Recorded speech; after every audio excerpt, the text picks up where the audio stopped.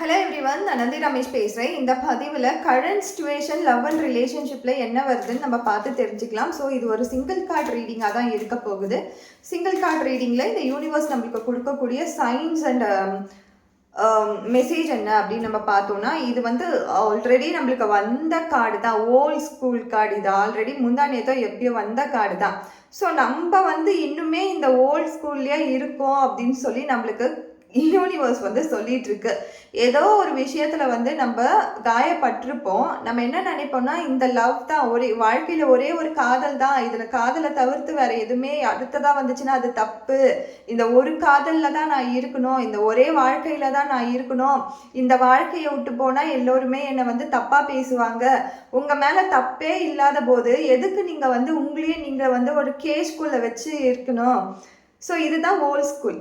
So old school சொல்லும் போதே நிறைய பேருக்கு தெரியும் அது என்ன மாதிரியான விஷயங்களை சொல்லுது அப்படின்னு சொல்லிட்டு.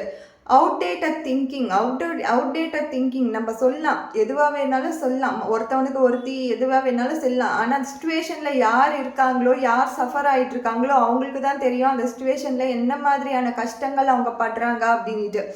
ஸோ நிறைய பேர் இந்த சுச்சுவேஷன்லேருந்து ஏன் வெளியில் வர மாட்டேன்றாங்கன்னா, இந்த ஓல்ட் ஸ்கூல் மைண்ட் செட்டால் தான்.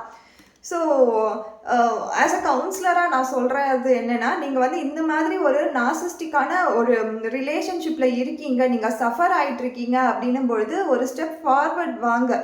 இப்போ இருக்க சூழ்நிலையில் நீங்கள் இந்த மாதிரி ஒரு சுச்சுவேஷனில் இருக்கணும், அந்த மாதிரி சுச்சுவேஷனில் இருந்தால் உங்களுக்கு பெனிஃபிஷரியாக என்ன இருக்குது, ஒரு நோட் எடுத்து எழுதுங்க. இந்த ரிலேஷன்ஷிப் இவ்வளோ கஷ்டம் கொடுக்குது அப்படின்னும் பொழுது ஒரு 5 பாயிண்ட் எழுதுங்க. எதற்காக நீங்கள் இங்கே இருக்கணும், உங்களுடைய இமோஷன்ஸை கண்ட்ரோல் பண்ணிக்கிட்டு, உங்கள் இமோஷன்ஸை ரொம்ப சப்ரஸ் பண்ணி எதுக்கு நான் இந்த ரிலேஷன்ஷிப்பில் இருக்கணும்ன்ட்டு ஒரு 5 பாயிண்ட் எழுதுங்க. அந்த 5 பாயிண்ட் உங்களுக்கு கன்வின்சிங்காக இருந்துச்சுன்னா கண்டிப்பாக நீங்கள் இந்த ரிலேஷன்ஷிப்பில் கண்டினியூ பண்ணுங்கள். அப்படி இல்லை, என்னையே நான் ஏமாற்றிக்கிட்டு தான் இந்த ரிலேஷன்ஷிப்பில் இருக்கேன் அப்படின்ற பட்சத்தில் கண்டிப்பாக கார்ட் கட்டிங் மாதிரி கட் பண்ணிட்டு வெளியில் வரதுக்கான வாய்ப்புகள் இருந்தால் பாருங்கள். ஸோ எப்பயுமே நம்ம இதை சொல்லவே மாட்டோம், இதை சொல்லவும் கூடாது, இந்த ரிலேஷன்ஷிப்லேருந்து வாங்க இருங்கன்ட்டு. பட் நீங்கள் சஃபர் ஆகிட்டு இருக்கும்பொழுது நீங்கள் தான் அதற்கான சொல்யூஷனை பார்க்கணும். நீங்கள் தான் உங்களுடைய வாழ்க்கையில் ஒரு ஸ்டெப் ஃபார்வர்ட் எடுத்து இது வேணுமா வேணாவான்னு நீங்கள் சூஸ் பண்ணணும். ஒரு ரிலேஷன்ஷிப்புன்றது ரொம்ப நெருக்கடியான சூழ்நிலைக்கு போகிறதுக்கு முன்னாடி அதிலிருந்து என்ன மாதிரியான லெசன்ஸ் நம்ம கற்றுக்குறோம் அப்படின்னு தெரிஞ்சுக்கிறது நல்லது. ஸோ இந்த ஓல்ட் ஸ்கூல் சொல்கிற விஷயமும் இதுதான். இந்த கார்டு இதோட 2வது வாட்டி வந்துருச்சு. Thank you so much.